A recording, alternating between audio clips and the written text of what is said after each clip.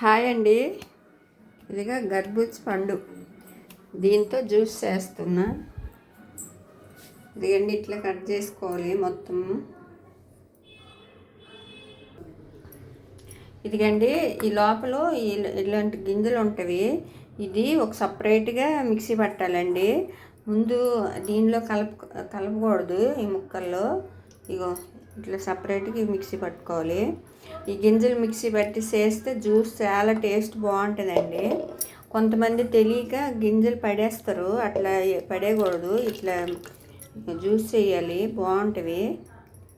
మీకు స్వీట్ ఇంకా ఎక్కువ కావాలనుకుంటే బెల్లం వేసుకోవచ్చు. ఇదిగండి, గింజలన్నీ సపరేట్ మిక్సీ పట్టాలండి, దాంట్లో కలపకూడదు. ఇదిగండి, గింజలన్నీ ఒక సపరేట్ మిక్సీ, ముక్కలన్నీ ఒక సపరేట్ మిక్సీ పట్టాలి. సపరేట్ పడుతున్నా, ఇందులో కలపకూడదు.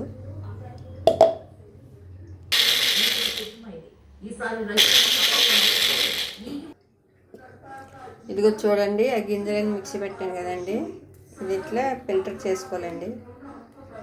ఇది పిప్పులాగా వస్తుంది. ఇది కలిపితేనే జ్యూస్లో టేస్ట్ చాలా బాగుంటుందండి. ఈ గింజలు కొంతమంది పడేస్తారు తెలియక, కానీ ఇవి కూడా మిక్సీ పట్టాలండి. టేస్ట్ అయితే సూపర్ ఉంటుంది. ఇదండి, అది పిప్పులాగా వచ్చింది. ఇది పడేసేది.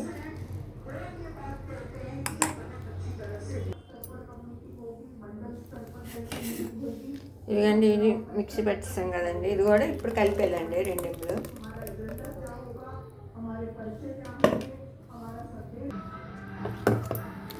ఇదిగండి, సింపుల్గా ఒక్కటే పండు అండి ఇది. దీనిలో ఎంత జ్యూస్ వచ్చింది చూడండి. పిల్లలకి ఇట్లా చేసి పెడితే చాలా ఇష్టంగా తాగుతారండి. హెల్త్కి కూడా చాలా మంచిది. చూడండి, సింపుల్గా చేసుకోవచ్చు జ్యూస్. ఇప్పుడు ఫ్రిడ్జ్లో పెట్టినామంటే చల్లగా ఉంటుందండి. ఎండాకాలం కదా, పిల్లలు కూడా చాలా ఇష్టంగా తాగుతారండి. మీకు కానీ వీడియో నచ్చినట్లయితే లైక్ చేయండి, షేర్ చేయండి, ప్లీజ్ సబ్స్క్రైబ్ చేసుకోండి.